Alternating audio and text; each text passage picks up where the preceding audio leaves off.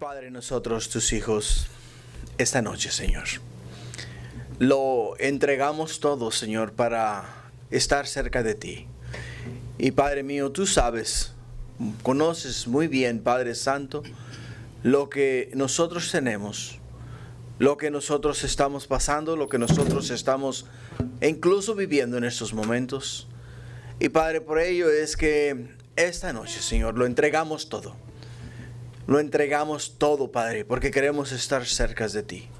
Ayúdanos, Padre, para, oh mi Dios, no reservarte nada, Señor, sino darlo todo por ti, mi Dios, y entregarnos completamente. Así es, Padre. Ahora, mi Dios, te pido, mi Dios, la unción y el poder de tu Espíritu, para que, oh Padre Santo, cuando yo abra tu palabra, sea Él el que enseñe a través de mí, Señor. Yo quiero ser solamente, oh Padre mío, el instrumento que esta noche tú usas para hablar a nosotros de ti, de tu palabra, de lo que tú, mi Dios, has dejado para ministrar nuestras vidas. Aquí estamos, Padre, deseosos de aprender. Enséñanos, oh Santo Espíritu, te lo pido en el nombre de Jesús. Amén. Amén. Gloria a Dios. Pueden tomar asiento, hermanos. El Señor les bendiga. Vamos al libro de Primera de Samuel, capítulo 30. Ya estamos por terminar. Tenemos un capítulo más y terminamos Primera de Samuel y comenzamos después, enseguida, con Segunda de Samuel. Pero esta noche vamos a estar en Primera de Samuel y traigo un tema que le he llamado David se humilla ante Jehová. David se humilla ante Jehová. Algo que a Dios le agrada no es necesariamente los sacrificios, lo que le agrada es la obediencia. Un corazón contrito y humillado es lo que le agrada a Dios. Dios puede trabajar con un corazón contrito y humillado, mas no puede trabajar con un corazón arrogante. ¿Entendemos eso, verdad? No puede trabajar con un corazón arrogante. Simplemente por el hecho de que una persona que se cree la última Coca-Cola en el desierto, es muy difícil de trabajar con ella o con él, simplemente por el hecho de que no puedes, o sea, no son enseñables. No hay manera de instruirles, no hay manera de darles instrucciones y no hay manera de que sigan las instrucciones que tú les das. Entonces podemos mirar acá que David llegó a un punto de su vida donde Dios tuvo que trabajar, tuvo que lidiar con él. Tuvo que lidiar con su corazón. ¿Por qué tuvo que lidiar con su corazón? Por el hecho de que se desvió de la verdad. Se desvió del plan de Dios, y porque se desvió del plan de Dios, Dios tuvo que hacer tantas cosas para llevarlo al punto donde se tuvo que humillar delante de Dios. Y a veces nosotros somos iguales. Somos de la misma forma. ¿Por qué? Porque tenemos que pasar por tantas cosas. Tenemos que pasar por tantas experiencias amargas para al final del día reconocer que en Dios está nuestra esperanza. En Él está nuestra esperanza. En el capítulo 29 tocamos el tema, ¿qué hacen aquí estos hebreos? David estaba a punto de hacer algo que no debió de hacer. Ir a pelear en contra de Israel a favor de los filisteos. Ir en contra de su pueblo, ir en contra de la nación de Dios. Y Dios tuvo que trabajar en él para poder evitar eso que él estaba a punto de hacer. Dios literalmente lo paró en seco. Le cerró las puertas y no pudo avanzar, no pudo continuar. Por ello es que en el libro de Primera de Samuel, capítulo 29, versículo 8, cuando Aquís le dice a David, hey David, no puedes venir con nosotros porque los príncipes de los filisteos no están de acuerdo en que tú vengas a pelear con nosotros. Y David le responde a Aquís en el versículo 8 del capítulo 29 de Primera de Samuel. Dice, ¿qué he hecho? O sea, primeramente pregunta, ¿qué he hecho? ¿Cuál es mi pecado? ¿Dónde está mi error? ¿En qué he fallado? Y segunda pregunta que hace él ahí es, dice, ¿qué has hallado en tu siervo desde el día que estoy contigo hasta hoy? Para que yo no vaya y pelee contra los enemigos de mi señor el rey. Él le está preguntando ahí, ¿por qué me hacen a un lado? ¿Por qué me descartan? Mi deseo es agradarte a ti aquí. Mi deseo es hacer la voluntad del rey. Y es lo que David no entendía, era que era la mano de Dios. Era la mano de Dios poniéndole los frenos. Era la mano de Dios diciéndole a David: David, abre los ojos. Estás a punto de ir a pelear en contra de tus hermanos, en contra de mis hijos, en contra de mis ungidos, el pueblo de Israel. Y David Dios está parando a David. Y a veces nosotros no entendemos que es la mano de Dios la que nos cierra las puertas, que es la mano de Dios la que nos pone los frenos, que es la mano de Dios la que nos lleva a frente de un callejón sin salida. Y cuando llegamos al callejón sin salida, comenzamos a preguntarnos: ¿y por qué el callejón sin salida? ¿Por qué no mejor nos fuimos por el otro lado y hubiésemos llegado a nuestro destino, no? Pero es Dios obrando, es Dios trabajando. David no sabía en sí que su familia también lo necesitaba. O sea, Dios estaba haciendo dos cosas súper importantísimas en su vida, cosas que él no pudo percibir. ¿Por qué no pudo percibir que Dios estaba obrando en él? Porque estaba fuera de la voluntad de Dios. Si nosotros caminamos fuera de la voluntad de Dios, nunca vamos a percibir las cosas de arriba, las cosas de Dios.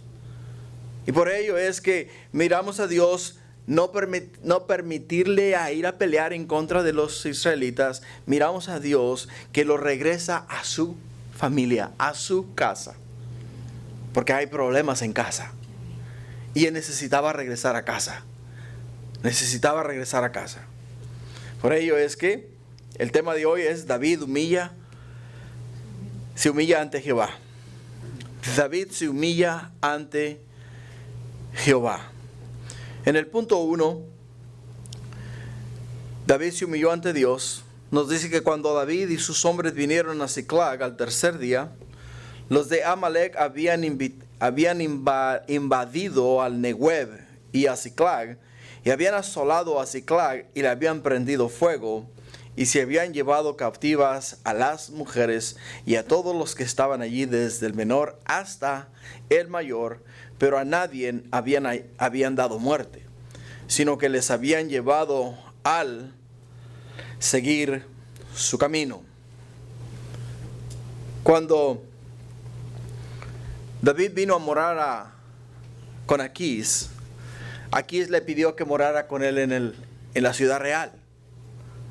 Eso fue lo que le dijo, ¿no? Aquís a David: David, quiero que mores conmigo. ¿Y qué le dijo David? Yo no soy digno de morar contigo.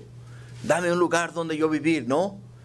Y miramos en la escritura, en el Salmo 27:6, que Dios le dio, no Dios, sino Aquís le dio ¿a quién? A David la ciudad de Ziklag. Le dio la ciudad de Ziklag. Esa ciudad era una ciudad fortificada y una ciudad segura. Entonces, cuando la ciudad fue dada a David, David dijo: wow, la mano de Dios está conmigo, ¿no? Porque me ha dado una ciudad segura, me ha dado un lugar donde morar y me ha dado gracia ante los ojos del rey Aquís. Él en sí miraba pues esto como si fuera obra de Dios. Ahora, mientras ellos vivían ahí, recordemos que ellos hacían ¿qué? Salían a combatir a otras ciudades, las cuales robaban, asolaban, y a las cuales destruían y mataban a mujeres, hombres y niños. ¿Recuerdan? Es lo que hacía David. O sea, estaba totalmente fuera de la voluntad de Dios. Completamente. Así es de que lo que sucedió acá no fue por accidente. Dios tenía un propósito para con todo esto en la vida de David. Tenía un propósito. Le tomó a David 3 días regresar a Ziklag, y solo para encontrar la ciudad quemada y sus familias llevadas prisioneras. 3 días le tomó regresar desde los campos de batalla a la ciudad de Ziklag. Y al llegar acá encontramos que la ciudad está quemada y no hay nadie dentro de la ciudad. Nadie dentro de la ciudad. Déjame te hago una pregunta. Cuando uno tiende a ser pecador, o cuando uno tiende a estar fuera de la voluntad de Dios, uno siempre teme que lo que uno hace le vayan a hacer a uno. O sea, en inglés dice, what goes around comes around, ¿verdad?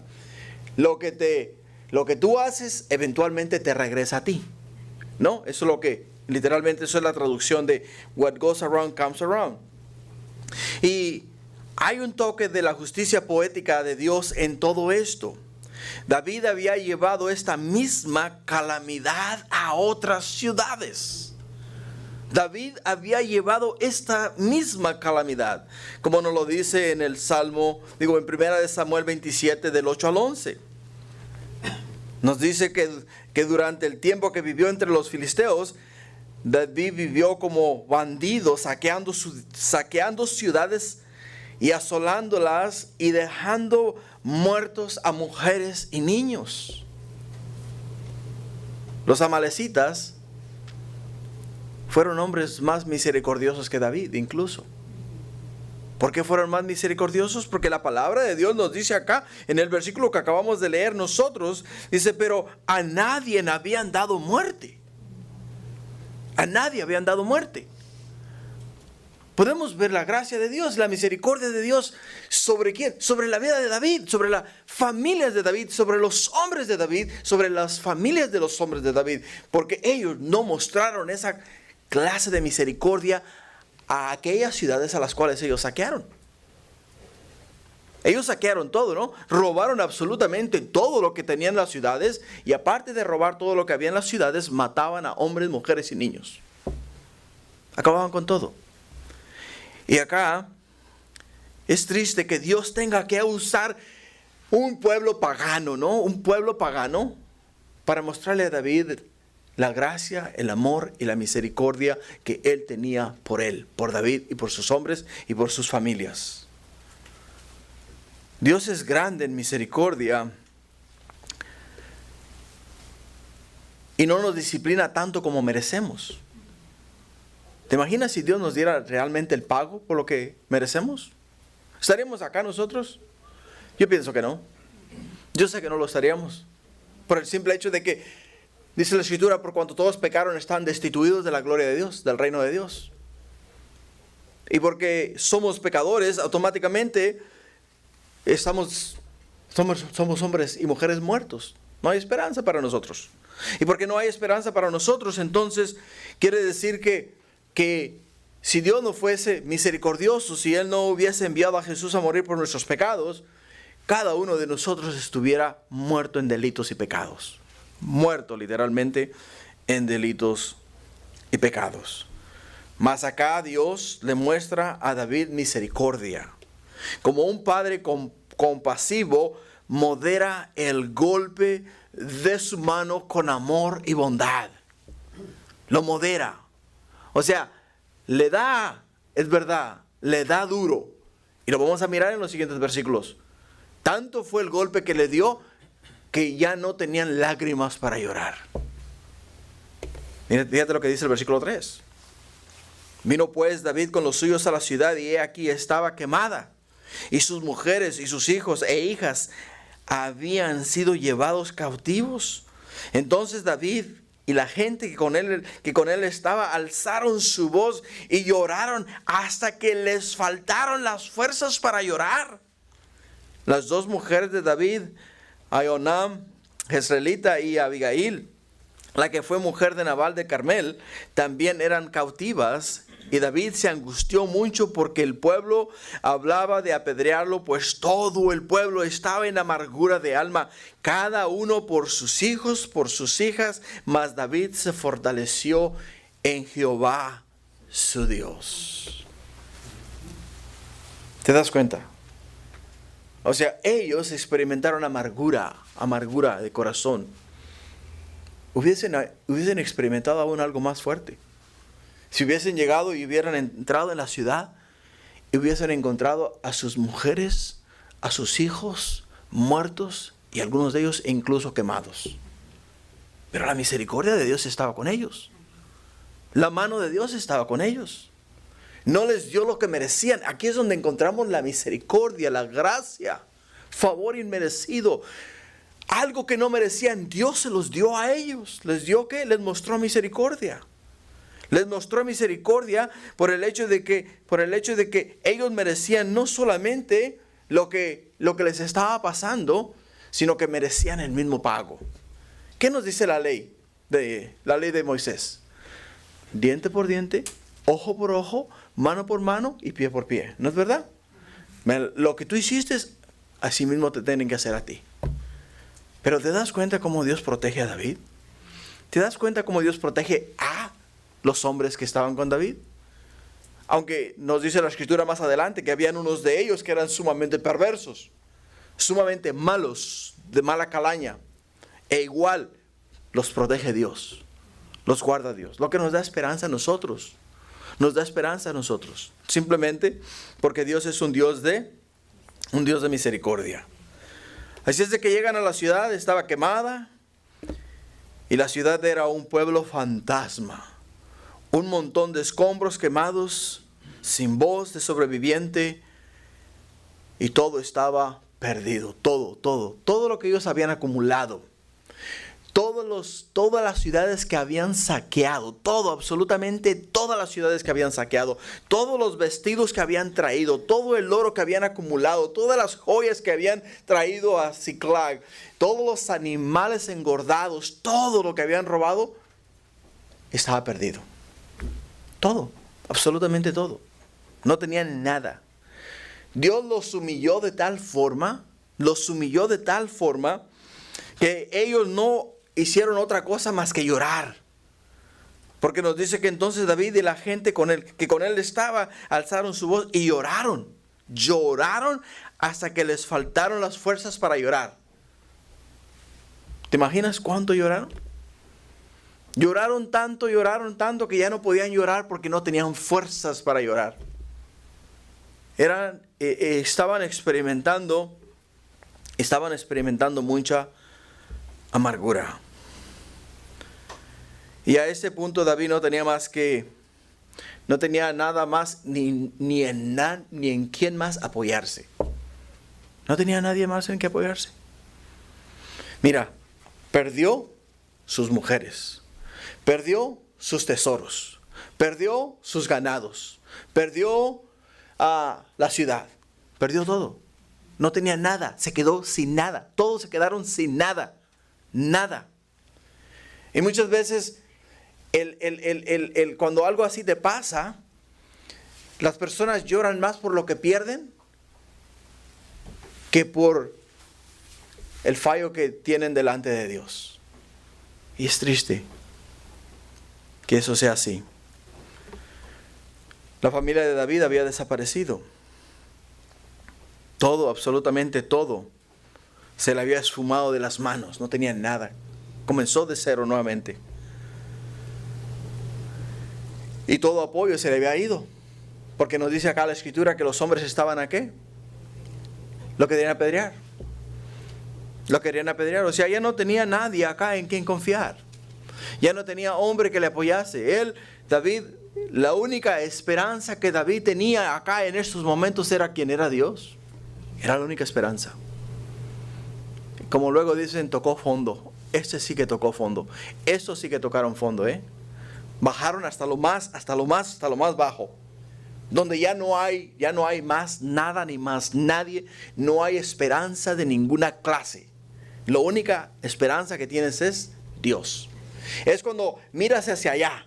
Bueno, de allá puede venirme ayuda. Bueno, no vino nada de allá. Ok, miras hacia acá. Ok, de acá puede venirme ayuda. No hay nadie que me ayude. Ok, no hay nadie. Miras hacia el frente y dices, ok, de allá viene mi ayuda. No hay nadie. Miras hacia atrás y no hay nadie de atrás tampoco que te ayude.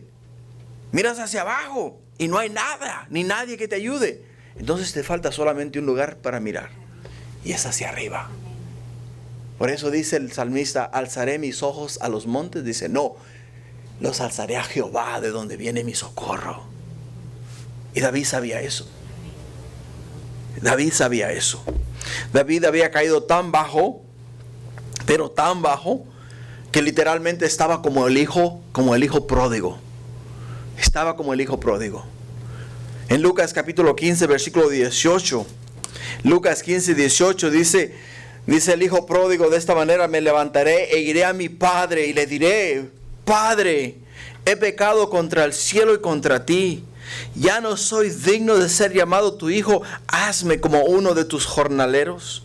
Y levantándose vino a su padre, y cuando aún estaba lejos, lo vio su padre, y fue movido a misericordia, y corrió, y se echó sobre su cuello, y le besó. Y el hijo le dijo: Padre, he pecado contra el cielo y contra ti, ya no soy digno de ser llamado tu hijo. Pero el padre dijo a sus siervos: sacar el mejor vestido, y vestidle, y poner un anillo en su mano y calzado en sus pies. Eso es lo que David está experimentando. Lo que David va a experimentar. Cuando dice la palabra que se fortaleció en Jehová, eso es exactamente. Tú y yo no lo podemos imaginar que así llegó David a Dios. Señor, perdóname. Nunca debí de haber dejado Israel. Nunca debí haberme unido a los filisteos, enemigos de Israel. Reconozco mi pecado, Señor. Reconozco que todo esto que está pasándome ahora es tu mano que me está tratando de despertar y regresar a ti. Heme aquí. Estoy listo. Y dice que se confortó en Jehová. Se fortaleció en Jehová. Dios tuvo que humillar a David para hacerlo recapacitar. Los filisteos lo rechazaron, le queman la ciudad, le llevan toda la familia y ahora le quieren matar. O sea, la única esperanza que tiene es Dios. La única esperanza que tiene es Dios. David se fortaleció en Jehová su Dios, reconoció su rebeldía. Reconoció su rebeldía. Reconoció su estado espiritual. Reconoció su pecado y reconoció que necesitaba a Dios. Que no podía hacer nada sin Dios. Que la única esperanza que él tenía era a Dios. Y Dios estaba empezando a sanar a su siervo con una dosis de amargura, con una dosis de angustia, y la evidencia de la cura es que se fortaleció en sus nuevos, en su relación con Dios, en su amor con el Señor. Esa fue la dosis que Dios tuvo que usar para curarlo a él. Una dosis de amargura, una dosis de angustia. Y ahora nuevamente busca a Dios. Lo que David dijo en su corazón en 1 Samuel 27:1 lo llevó a este desastre. Lo llevó a este desastre. Ahora lo que dijo aquí es que Dios es el único que le puede ayudar. Es la única fortaleza en la cual él puede fortalecerse. Y es el único que le puede ayudar a levantarse. Si vas a 1 Samuel 27:1, ¿qué nos dice ahí? 1 Samuel 27:1 dice: David dijo en su corazón. O sea, no dice acá David consultó a Jehová, ¿verdad? Acá no dice en ningún momento que David consultó a Jehová. Acá dice: David dijo en su corazón: al fin seré muerto algún día por la mano de Saúl. Nada. Por tanto, me será mejor que fugarme a la tierra de los filisteos, para que Saúl no se ocupe de mí y no me ande buscando más por todo el territorio de Israel, y así escaparé de su mano. Acá miramos David, David, David y David. En ningún momento miramos Dios, David consultó a Jehová. Acá miramos David consultó su corazón. Es lo que nos dice acá. Y ahora acá sí está ¿qué? Acá sí está consultando a Jehová. Acá sí se está fortaleciendo en Jehová.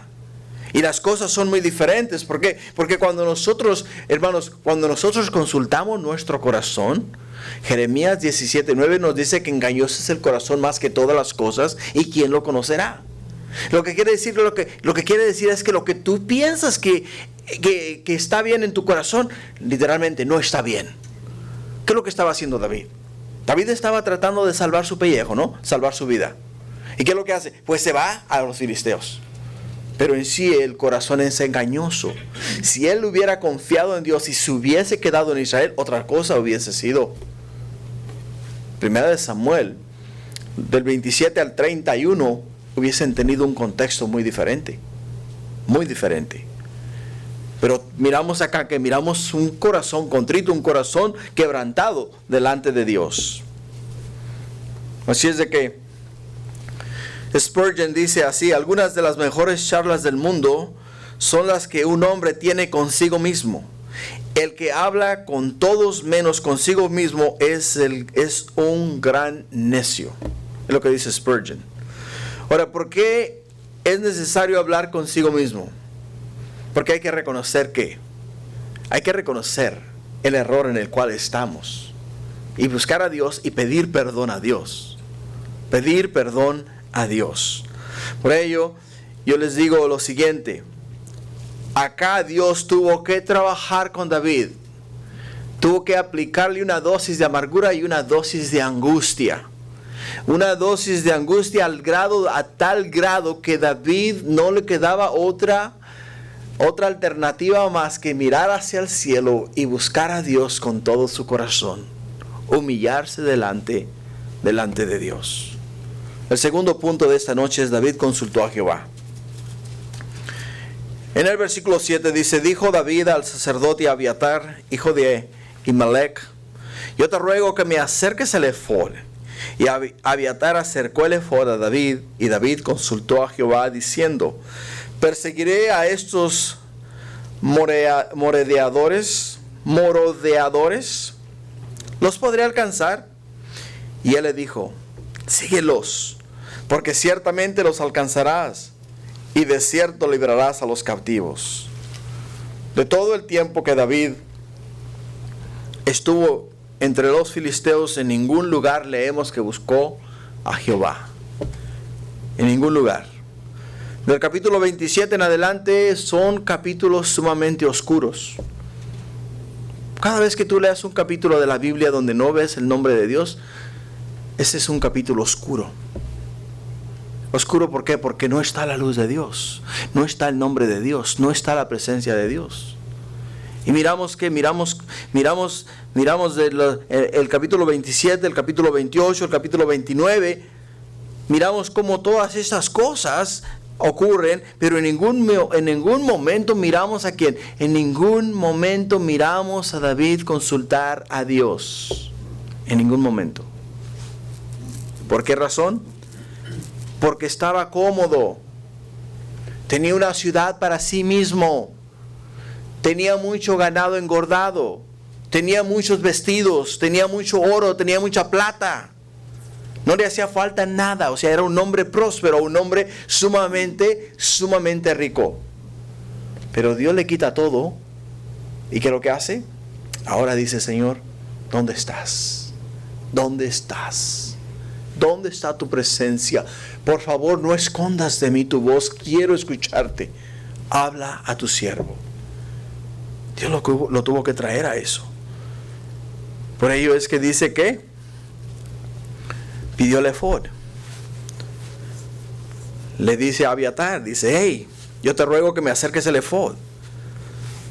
Que me acerques el efod. El efod, hermanos, es un delantar. Literalmente es lo que es. Era el delantar que llevaba el sacerdote. Es el delantar donde podemos ver en donde lleva la tabla de lo que le llaman la tabla del pectoral. ¿Ok? El pectoral. Entonces en el pectoral tenemos 12 piedras. Y cada una de esas piedras representa una de las tribus de Israel. Entonces cuando el sacerdote se ponía el efod, que es el delantar, y se ponía el pectoral, entonces automáticamente venía a Dios, decía: Señor, estos son los vestidos santos y aquí en mi pecho traigo a Israel. Traigo a Israel. Y David pidió que viniera a Abiatar, se pusiera el efod y se parara delante de él porque iba a consultar a Dios. Es muy posible que usó el Urim y el Turim para consultar a Dios, porque el Urim y el Turim eran llevados en el efod, al lado del pectoral. Entonces cuando el sacerdote iba a consultar a Dios, sacaba el Urim y el Turim y los tiraba, y entonces Dios le respondía a través de eso, de la manera que Dios hablaba. Entonces podemos casi estar seguros que el sacerdote Abiatar usó el Urim y el Turim para consultar a Dios. Es muy importante entender eso. ¿Por qué? Porque él está ahora nuevamente buscando a Dios como Dios lo estableció. O sea, David no podía consultar a Dios directamente. David tenía que usar un intermediario. Y el intermediario era ¿quién? Era el sacerdote. El sacerdote. Tú y yo el día de hoy no necesitamos de intermediario porque ya tenemos uno y nuestro intermediario es Jesús. Jesús está en los cielos. Tú y yo el día de hoy podemos venir y entrar a la presencia de Dios, a donde está la gloria de Dios. ¿Por qué? Porque el velo que nos separaba del lugar santo y el lugar santísimo fue abierto por completo, dándonos acceso a nosotros a la presencia de Dios. Entrar a la presencia de Dios. Y acá David no podía entrar a la presencia de Dios. Necesitaba el intermediario. Ahora, ¿cuál es el trabajo del sacerdote? Dijimos que el trabajo del sacerdote era traer a Dios al pueblo y después llevar al pueblo a Dios. Es el trabajo del sacerdote. Entonces, ahora Abiatar con el efod encima puesto, está consultando a Dios. ¿Está trayendo a Dios a quién? Está trayendo a Dios a David. Y está agarrando a David, y está llevando a David, y lo está llevando a Dios. Y se une en el medio, y ahí es donde Dios le da a él palabra. Es donde recibe palabra de quién? Recibe palabra de Dios. Y le pregunta: ¿perseguiré a estos ladrones? ¿Perseguiré a estos merodeadores, ladrones, que es la palabra? Y los podré alcanzar. Los podré alcanzar. Ahora, David no se mueve si Dios no le da instrucciones para moverse. ¿Te das cuenta? Antes él salía y hacía y deshacía como él le daba la gana. Pero ahora no se mueve él, al menos que Dios le conteste a él. Es muy importante entender que a veces aprendemos a la mala y tenemos que sufrir mucho para entonces aprender a depender de Dios. ¿Aprender a qué? Aprender a depender de Dios. Y vemos que Dios le contesta y le dice: síguelos, porque ciertamente los alcanzarás y de cierto librarás a los cautivos. Ahora déjame te hago una pregunta. Cuando tú lees esto y ves que dice Dios, ¿crees tú que fue Dios hablando directamente a David? ¿O fue Dios hablando a través del sacerdote Abiatar? Fue Dios hablando a través del sacerdote. Fue hablando a través del sacerdote. Porque el sacerdote era el representante de Dios. Dios hablaba al corazón de ¿quién? Hablaba al corazón y mente del sacerdote. Y entonces el sacerdote hablaba las palabras de Jehová. Hablaba las palabras de Jehová. Y él ahora aquí, Abiatar, con el efod puesto, está delante de Dios. Y Dios está diciéndole a Abiatar: ok, habla con él como si yo estuviera hablando con él una a una, ¿no? Y simplemente le dice: síguelos, porque ciertamente los alcanzarás. Podemos ver acá que podemos ver una promesa de Dios. Una promesa de Dios. La promesa de Dios es el hecho de que los va a alcanzar. Y la promesa de Dios, la segunda promesa de Dios es que va a librar a todos los cautivos. Esta es promesa de Dios. Esta no es promesa de ningún hombre. Esto es diciéndole Dios a David: David, levántate y levántense tú y tus hombres, vayan tras estos ladrones, porque yo te prometo dar la victoria. Yo sé que los vas a alcanzar y yo sé que los vas a librar. Pero no porque es un buen guerrero, ni porque es un hombre de guerra, ni porque tiene hombres entrenados para la pelea. No, es porque Dios le está diciendo a él lo que Dios va a hacer por él. Es por ello que él puede ir confiado en que Dios le va a dar la victoria. En el tercer punto de esta noche, David obedeció a Jehová. Y aquí es donde Dios se agrada. Escucha, aquí es donde Dios se agrada. Porque ¿a cuántos de nosotros no nos ha hecho promesas Dios? ¿A cuántos de nosotros no nos ha dicho el Señor: mas buscad primeramente el reino de Dios y su justicia, y después todas las cosas vienen por añadidura? ¿A cuántos de nosotros? ¿Verdad? ¿Nos ha dicho eso el Señor, sí o no? ¿No lo ha dicho en su palabra? Ahora, ¿qué hacemos muchas veces?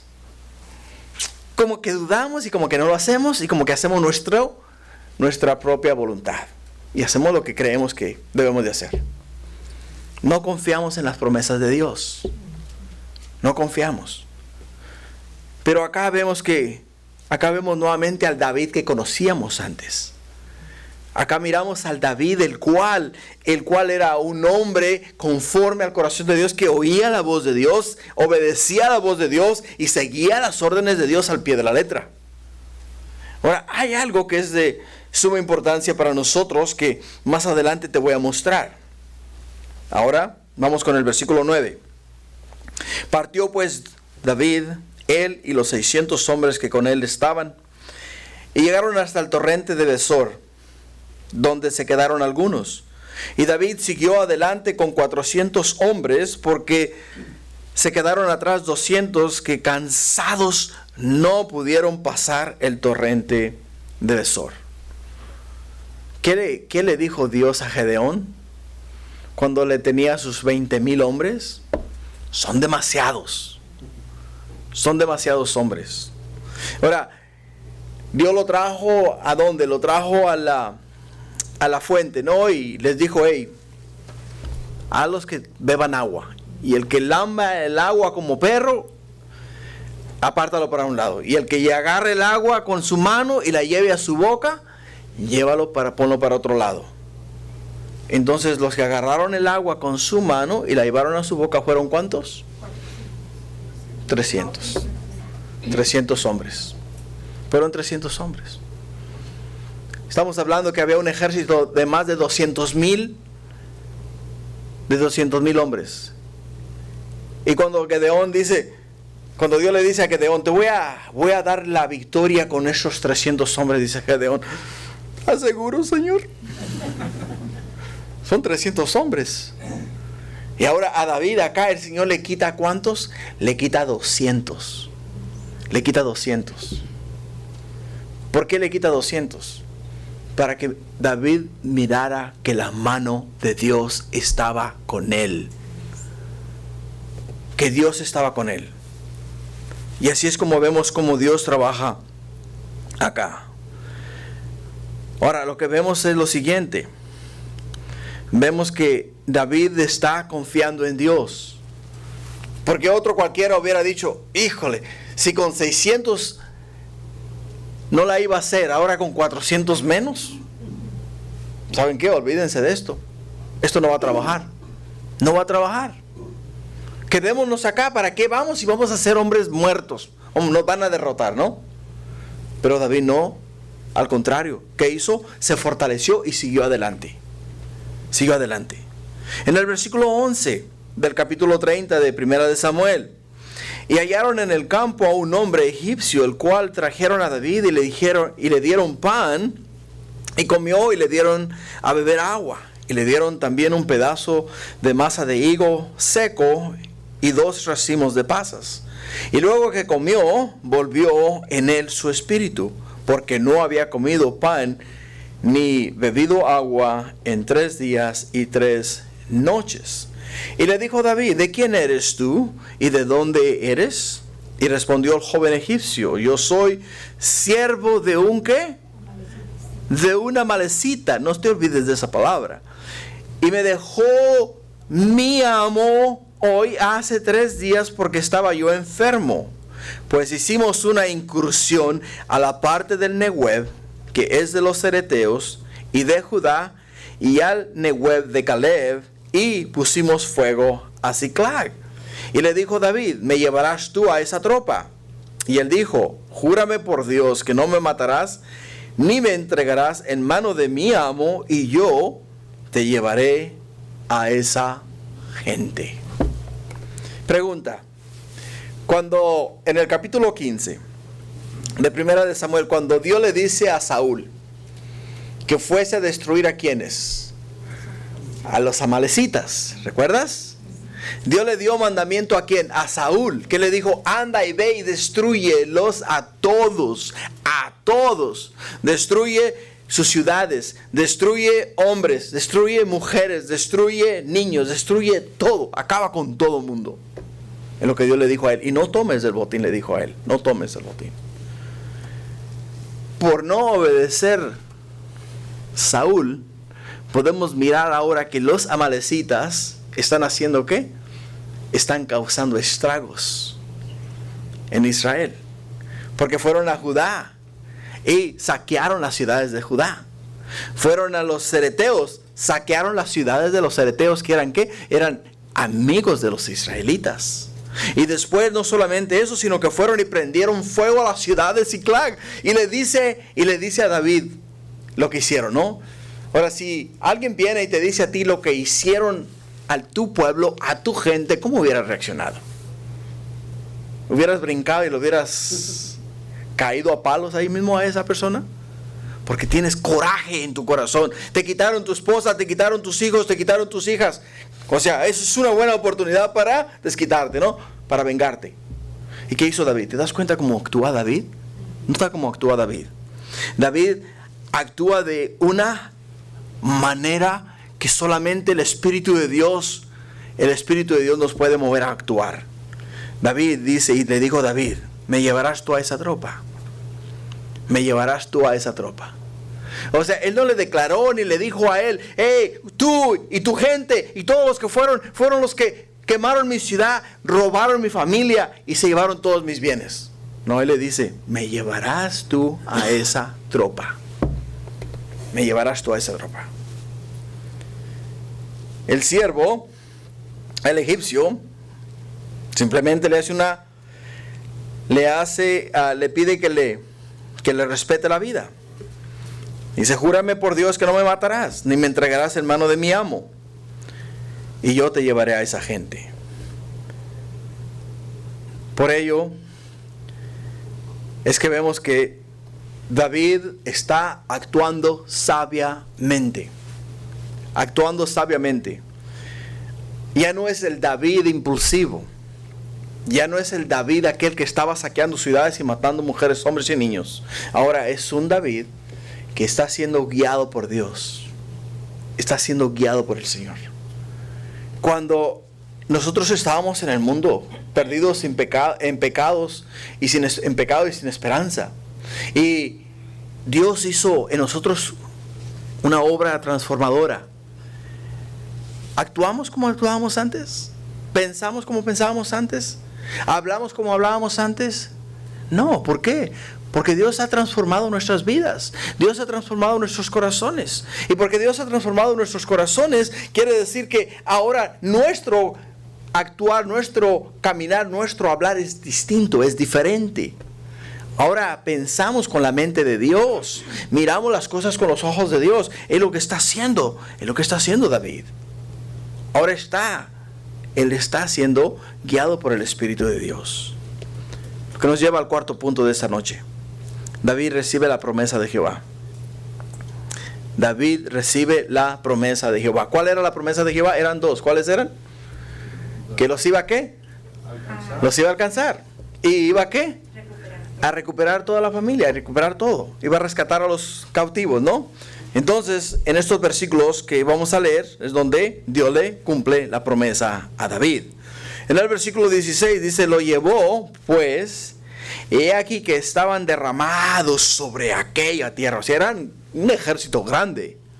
Estaban derramados, desparramados sobre toda aquella tierra, comiendo y bebiendo y haciendo fiesta. Pues por todo aquel gran botín que habían tomado de la tierra de los filisteos y de la tierra de Judá. Y los hirió David desde aquella mañana, la tarde del día siguiente, y no escapó de ellos ninguno, sino 400 jóvenes que montaban sobre los camellos y huyeron. Y libró David de todo lo que los amalecitas habían tomado, y asimismo libertó David a sus 2 mujeres, y no les faltó cosa alguna, chica ni grande, así de hijos como de hijas, del robo y de todas las cosas que les había tomado. Todo lo recuperó David. Tomó también David todas las ovejas y el ganado mayor, y trayéndolo todo delante, decían, este es el botín de David. En el libro de Job encontramos que Dios pasa a Job por una prueba muy fuerte. ¿No es verdad? Lo pasa por una prueba muy fuerte. En los primeros capítulos, el capítulo 1 y el capítulo 2, miramos que Job pierde sus ganados, pierde sus bienes, pierde su familia, y entonces en el capítulo 2 le viene una úlcera maligna, ¿no? Todo su cuerpo estaba lleno de úlceras. Miramos que sufre mucho, ¿no? Está él en un estado de angustia. Está quebrantado. Pero aún en ese quebrantamiento y en ese estado de angustia que dice, desnudo vine, desnudo me voy a ir. Bendito sea el nombre de Jehová. Acá en esta porción de la escritura encontramos que David y su gente igual también fueron angustiados y lloraron hasta no poder llorar más, hasta que se les acabaron las fuerzas. Y vamos a ver acá, miramos acá, como miramos en el libro de Job, que cuando toda esta prueba pasó, Dios le restauró 2 veces más a Job todo lo que había perdido. 2 veces más. E incluso le dio 10 hijos más. 2 veces más quiere decir que tenía 10 hijos y después le dio 10 más. 2 veces. Y de todo lo que tenía, camellos, ganados, todo le duplicó a él lo que había perdido. Ahora acá vemos que David recuperó, como dice que también David tomó todas las ovejas, ganado mayor, y lo trajo delante de sí. Y todos decían a una, este es el botín de David. O sea, podemos ver que todo lo que ellos habían perdido, habían perdido ganado, habían perdido ropas, habían perdido oro, habían perdido plata, habían perdido todo, ¿no? Ahora Dios se los regresa a ellos, ¿cómo? Se los duplica, doble. Les trae a ellos un botín sobremanera grande. ¿Por qué, hermanos? Porque se humillaron delante de Dios. Ahora estamos estudiando el libro de Joel, nosotros los hombres, los lunes. Y en el libro de Job miramos cómo las langostas acaban con todo lo que en Israel había. Pero en el capítulo 3 vamos a ver cómo Dios le promete ¿a quién? Le promete a Israel que lo que comieron todas esas langostas se los va a recuperar 2 veces más. Eso es lo que hace Dios, es de la manera que trabaja Dios en nosotros, de la manera que trabaja Dios en nuestras vidas. Hermanos, lo único que nosotros tenemos que hacer es humillarnos delante de Dios, y Dios nos va a bendecir a nosotros en sobremanera. Nos va a bendecir de una forma sobrenatural. Por ello es que yo te insto a ti en todo tiempo, en toda hora, no seas altanero, no seas altivo. No seamos personas arrogantes, humillémonos delante de Dios para que la bendita mano de Dios no se aparte de nuestras vidas y guíe nuestros pasos y guarde nuestro camino y sea lumbrera a nuestro caminar en todo tiempo. Porque si nosotros, hermanos, nos creemos que la podemos hacer por sí solos, no va a ser posible. No va a ser posible. Dios acá cumplió su promesa. Le dio a David todo lo que le prometió. Le prometió alcanzar a sus enemigos, los alcanzó. Le prometió rescatar a todos y todo lo que tenía, y lo logró. Dios cumple su palabra. Dios cumple su palabra. ¿Estamos nosotros dispuestos a obedecer su palabra y creer en sus promesas? David creyó en las promesas de Jehová y Dios le bendijo por creer en las promesas de Jehová. Por ello es que es muy importante para nosotros creer en las promesas de Dios. Si Dios te habla a tu corazón y Dios te promete algo, no pares hasta que lo hayas recibido. Porque si Dios te lo prometió, te lo va a dar. No olvides que Dios no es hijo de hombre para que mienta, ni es hijo de hombre para que se arrepienta. Si Él dijo que iba a hacer, va a hacer. Va a hacer, Él lo va a hacer. Como lo hizo acá y como lo está haciendo con David. Pero, hermanos, para que Dios sobre nuestras vidas tiene que haber un corazón contrito y humillado. Si no hay un corazón contrito y humillado delante de Dios, Dios no puede actuar, Dios no puede obrar. Porque el orgullo se interpone, el orgullo se interpone en el medio, entre Dios y nosotros. Nuestro orgullo nos cega y no podemos mirar las cosas de Dios. Y porque no podemos ver las cosas de Dios, entonces cada uno de nosotros se priva o se pierde de las bendiciones de Dios. Continuando en el versículo 21. Vino David a los 200 hombres que habían quedado cansados y no habían podido seguir a David, a los cuales habían hecho quedar en el torrente de Besor. Y ellos salieron a recibir a David y al pueblo que con él estaba. Y cuando David llegó a la gente, les saludó enojado, les saludó con paz. Entonces todos los malos y perversos de entre los que habían ido con David respondieron y dijeron: porque no fueron con nosotros, no les daremos del botín que hemos quitado, sino que cada uno su mujer y sus hijos, que los tomen y se vayan. Y David dijo: no hagáis eso, hermanos míos. Aquí está el corazón de un hombre de Dios. Escucha bien. No hagáis eso, hermanos míos, de lo que nos ha dado Jehová. ¿Quién los dio? ¿Era el botín de David o era el botín que les dio Jehová? Era el botín de Jehová. Era la recompensa de la obediencia a Dios, quien nos ha guardado y ha entregado en nuestra mano a los merodeadores que vinieron contra nosotros. ¿Quién os echará en este caso? ¿Y quién os escuchará en este caso? Porque conforme a la parte del que desciende a la batalla, así ha de ser la parte del que queda en el bagaje. Les tocará parte igual. Desde aquel día en adelante fue esto por ley y ordenanza en Israel hasta hoy. Hasta hoy. En estos versículos podemos ver cómo estos hombres, aunque siguieran a un hombre de Dios, no caminaban conforme a la voluntad de Dios, sino que estaban solamente ellos interesados en su propio bienestar.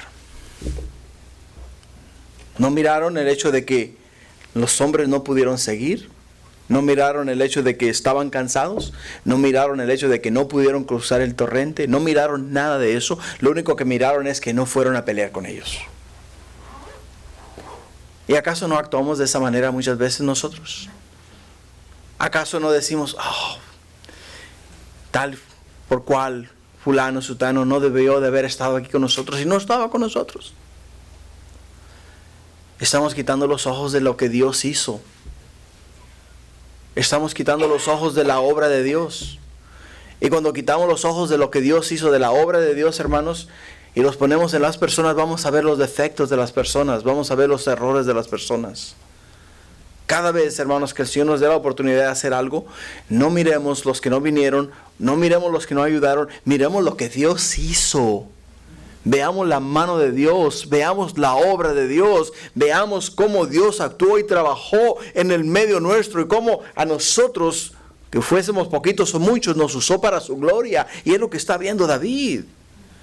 David no está viendo el hecho que estos 200 hombres se quedaron atrás. Él está viendo el hecho que Dios les dio a ellos, les dio a ellos todas las cosas para atrás. El botín se los dio Dios. Y todo lo que recibieron era de Dios. Por lo tanto, si Dios se los dio, había que repartirlo en partes iguales para todos. Y eso es muy importante. Por ejemplo, cuando hay guerra, ¿no? En el ejército encontramos soldados. En el ejército encontramos mecánicos.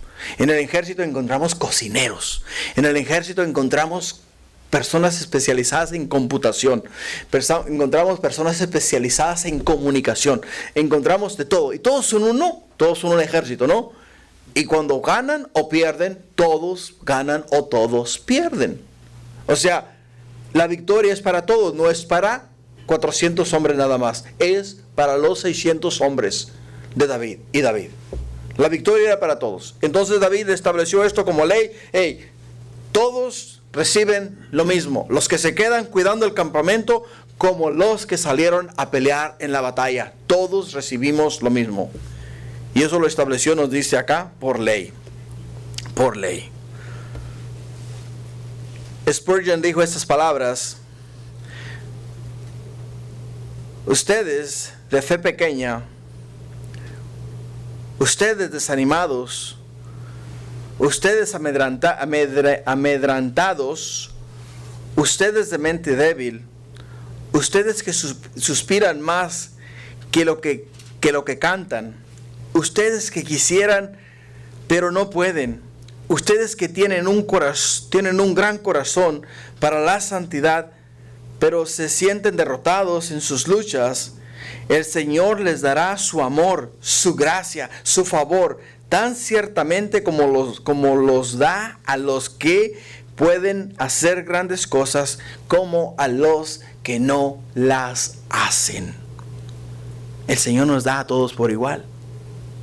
A todos por igual. Si somos parte del ejército de Jehová, si somos parte del reino de Dios, todos vamos a recibir de parte de Dios una parte del botín. ¿Sabes cuál es el botín de Jesús? La gracia. Y nos ha dado a nosotros gracia. Por gracia sois salvos, no por obras, para que nadie se gloríe. Lo que nos dice, ¿quién?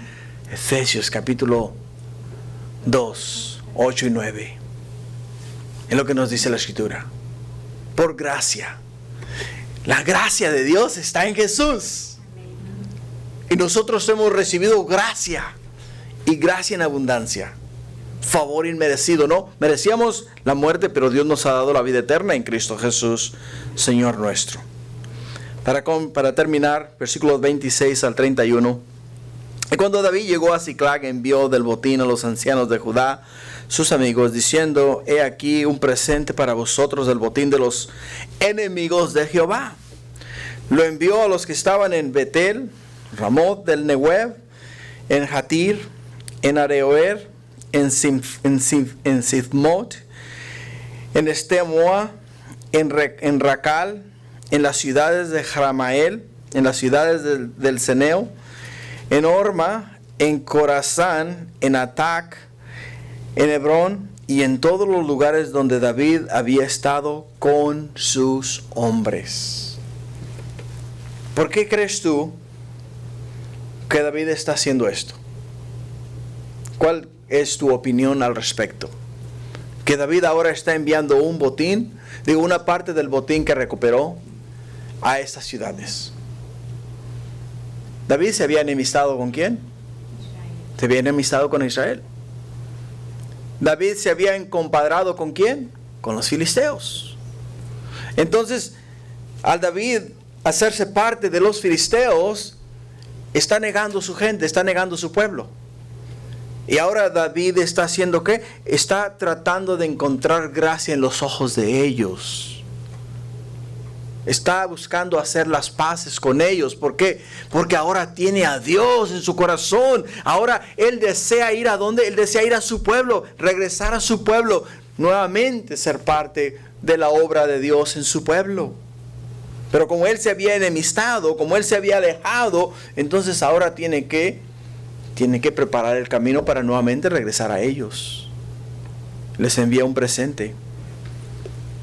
Les envía un presente.